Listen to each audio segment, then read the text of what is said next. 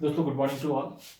दोस्तों मैं अपने YouTube channel psychology by doctor P L Saini में सभी का स्वागत करता हूं। और दोस्तों आज हम पढ़ेंगे साइकोलॉजी इन जोक्स। आज साइकोलॉजी इन जोक्स का टर्न है और आज का हमारा क्वेश्चन होगा, ऐसा कौन सा विषय है जिसका नाम एक ही है, नाम एक है लेकिन परिभाषाएं उसकी समय समय पर अलग अलग दी गई है। परिभाषाएं अनेक हैं, परिभाषाएं अनेक हैं। अनेक से मतलब है कि उसकी परिभाषाएं सिमिलर भी नहीं है, वो अलग अलग टोटली डिफरेंट परिभाषाएं। तो कौन सा विषय दोस्तों, हम ये जानेंगे। ठीक है, तो ये आज का हमारा क्वेश्चन होगा। ठीक है, और दोस्तों इस टॉपिक पर जाने से पूर्व आज मैं आपसे कुछ डिस्कस और करना चाहता हूँ। आप सभी को पता होगा कि राजस्थान बोर्ड की 10th और 12th के एग्जाम्स जो है वो पोस्टपोन कर दी गई है। पोस्टपोन क्यों की गई है कि कोरोना काफ़ी फैल रहा है और हमारी जो एक्सपेक्टेड थी, हमारे जो एग्ज़ाम थे वो एक्सपेक्टेड थे 20 जून को। 20 जून को हमारे एग्ज़ाम होने थे, लेकिन अभी कोरोना फैल रहा है तो बोर्ड एग्ज़ाम 10th और 12th के जो भी होने थे वो पोस्टपोन कर दिए।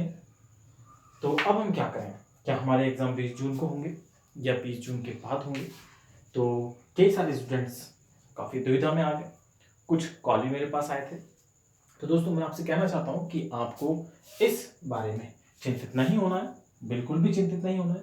अब चाहे तुम्हारा एग्ज़ाम 20 जून को हो या 20 जून के बाद, तुम्हें अपनी पढ़ाई वैसे ही कंटिन्यू रखनी है। ज़्यादा नहीं तो थोड़ा थोड़ा पढ़ लो, लेकिन अपनी पढ़ाई को जारी रखो। और वैसे भी अगर आपको पता हो तो हमारी टोटल वैकेंसी है 30,000, 30,000 हमारी टोटल वैकेंसी है। क्या आपको पता है टोटल फॉर्म्स कितने अप्लाई हुए हैं? दोस्तों टोटल फॉर्म्स अप्लाई हुए हैं 16,50,000 के समथिंग, यानी 16.5 लाख। और अब गवर्नमेंट ईवीएस वालों से जो है एज रिलैक्सेशन देकर उनसे और फॉर्म भरवा रही है। तो उस हिसाब से जो फॉर्म हो जाएंगे टोटल, मेरे अनुमान के मुताबिक लगभग 20 लाख या उससे अधिक फॉर्म हो जाएंगे। ठीक है, अब अगर हम रेशियो निकाल के देखें तो ये लगभग 200 पे, यानी 200 पोस्ट पे 3 कैंडिडेट है, 200 पोस्ट पे 3 कैंडिडेट है। और इसको आगे हम सॉल्व करें तो लगभग 70 पोस्ट पे हमारे पास एक स्टूडेंट, यानी 70 स्टूडेंट्स में से एक स्टूडेंट सेलेक्ट होना है। तो ये एक स्टूडेंट कौन होगा जो इन दुविधाओं से, इन बाधाओं से नहीं घबराएगा और अपनी पढ़ाई जारी रखेगा। ठीक है, और इसमें जो पढ़ाई जारी रखेगा उसे बहुत फायदा भी है, क्योंकि टाइम अच्छा है। और कहा भी गया है, करत करत अभ्यास के जड़मति होत सुजान, रसरी आवत जात के सिल पर पड़त निशान। ठीक है दोस्तों, तो यहाँ पे एक ये कैंडिडेट वही होगा जो अपनी पढ़ाई को जारी रखेगा। ठीक है, इनसे बाधित नहीं होगा और अपनी पढ़ाई सेम उसी तरह से जारी रखेगा। और अगर ज़्यादा नहीं तो कम से कम छोटे छोटे टॉपिक्स के रूप में अपनी पढ़ाई को कंटिन्यू करेगा। चलिए दोस्तों, ये तो बात हुई हमारी वीट से लेके, आते हैं हम अपने पुराने टॉपिक पे। और ये हमारा टॉपिक, ये आज का हमारा क्वेश्चन है, नाम एक परिभाषाएं अनेक, कौन सा विषय है ऐसा। तो चलिए जानते हैं आंसर, कि इसका आंसर क्या है। ठीक है, तो आंसर जानने के लिए देखिए, सुनेंगे आप। यहां पे मैं लिखता हूं समय, यहां पे मैं लिखता हूं परिभाषा। परिभाषा किसकी परिभाषा, या परिभाषाएं लिख दो। परिभाषाएं किसकी परिभाषाएं? साइकोलॉजी की। साइकोलॉजी,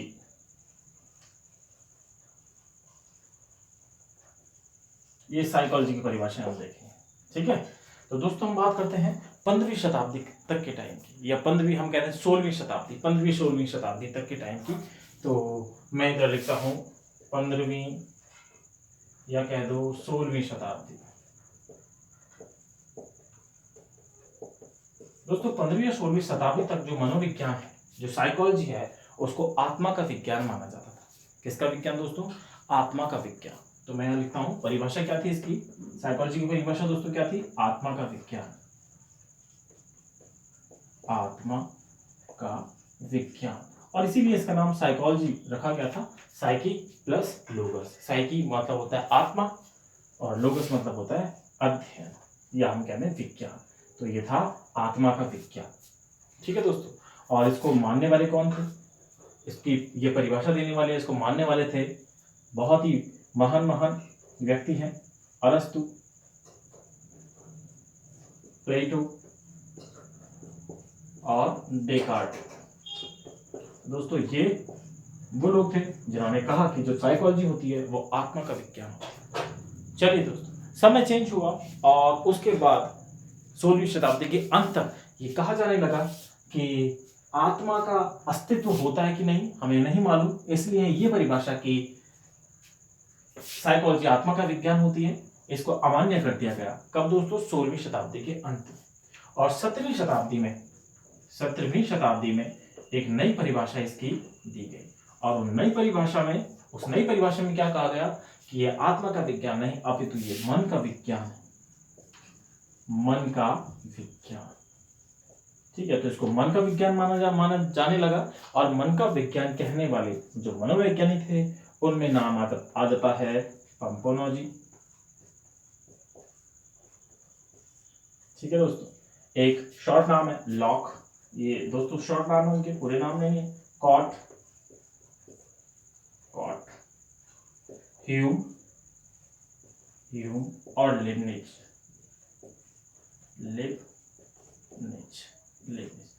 दोस्तों ये लिप्जिंग नहीं है जो अमेरिका का विश्वविद्यालय था, लिप्जिंग विश्वविद्यालय, जिसका नाम बाद में परिवर्तित करके कार्ल मार्क्स कर दिया गया था। ये वो विश्वविद्यालय नहीं है, अपितु ये एक मनोवैज्ञानिक का नाम है।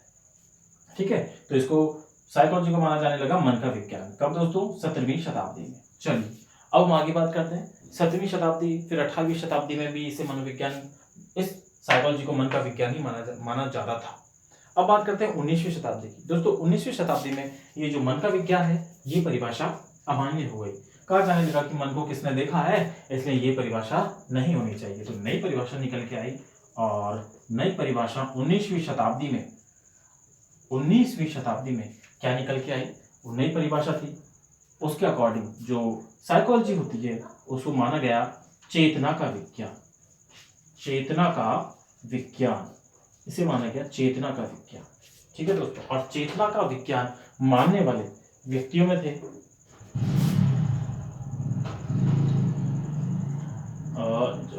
हम कह सकते हैं William wound, James Ali, Titchener और वाइव्स। ठीक है, तो मैं वुंड लिख देता हूं, सॉरी मैं लिखता हूं इसको वुंड, टिचनर,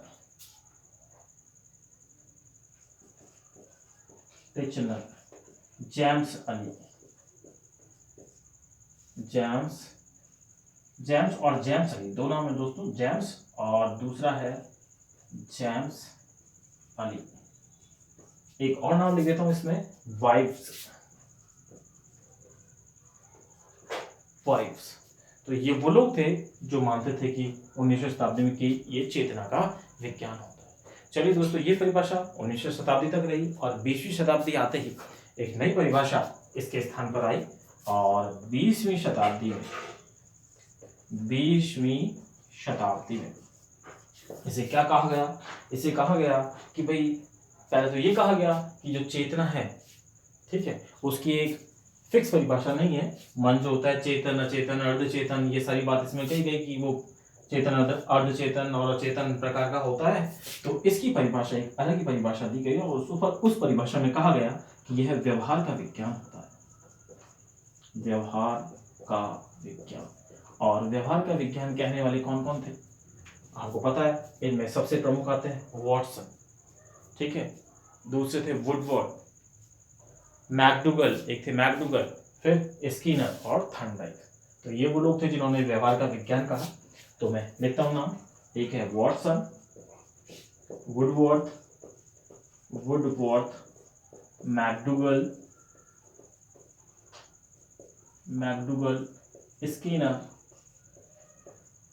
और थॉर्नडाइक। विजिबल है क्या? ठीक है, मैं इधर लिखता हूं। और कौन थे? थॉर्नडाइक। ठीक है दोस्तों, तो ये दोस्तों हो गए इनको मानने वाले। तो व्यवहार का विज्ञान। और वॉटसन के बारे में तो आपको पता होगा, इनको व्यवहार मनोविज्ञान का जनक भी माना जाता है। किनको? वॉटसन को व्यवहार मनोविज्ञान का जनक माना जाता है। और इन्होंने ही कहा था कि मुझे कोई भी बालक दे दो, मैं उसे वो बना सकता हूँ जैसा मैं चाहता हूँ। ठीक है, यानी बालक वैसा ही व्यवहार करेगा जैसा मैं चाहता हूँ। तो ये उन्होंने कहा था, इसीलिए इनको व्यवहार मनोविज्ञान का जनक भी माना जाता है। ठीक है दोस्तों, तो 20वीं शताब्दी में इनको किसको, साइकोलॉजी को व्यवहार का विज्ञान माना गया। ठीक है दोस्तों, तो ये साइकोलॉजी की कहानी है। साइकोलॉजी की जो ये बात है, इसमें हमने देखा है कि विभिन्न समय पर इसकी परिभाषाएं अलग अलग दी गई, लेकिन इसका नाम एक ही था, नाम एक ही रहा। क्या रहा? साइकोलॉजी। वो बात अलग है कि हम हिंदी में इसको मनोविज्ञान कहते हैं, लेकिन इंग्लिश में तो इसका नाम साइकोलॉजी है और ये नाम यही रहा। ठीक है, और 15वीं 16वीं शताब्दी में बात करें तो इसे आत्मा का विज्ञान माना गया। समर्थक थे प्लेटो, अरस्तु, डेकार्ट। 17वीं शताब्दी में इसे मन का विज्ञान माना गया और इसके समर्थक कौन कौन थे? पंपोनोजी, लॉक, कॉट, ह्यूम और लेibniz। 19वीं शताब्दी में बात करें तो इसे चेतना का विज्ञान माना गया और चेतना का विज्ञान कहने वाले कौन कौन थे? William Wundt, William James Titchener, James Ali और फाइव्स। उसके बाद बात करें 20वीं शताब्दी में तो 20वीं शताब्दी में इसे व्यवहार का विज्ञान कहा गया और व्यवहार का विज्ञान कहने वाले कौन कौन थे? वॉटसन, वुडवर्थ, मैकडूगल, स्किनर और थॉर्नडाइक। ठीक है दोस्तों, तो दोस्तों अब हम आते हैं दोबारा अपने क्वेश्चन पर। नाम एक, परिभाषा अनेक। तो किस विषय की परिभाषाएं अनेक दी गई समय समय पर? वो है हमारा साइकोलॉजी। तो नाम एक, परिभाषाएं अनेक, वो हमारा साइकोलॉजी है जिसकी अलग अलग समय पर परिभाषाएं दी गई।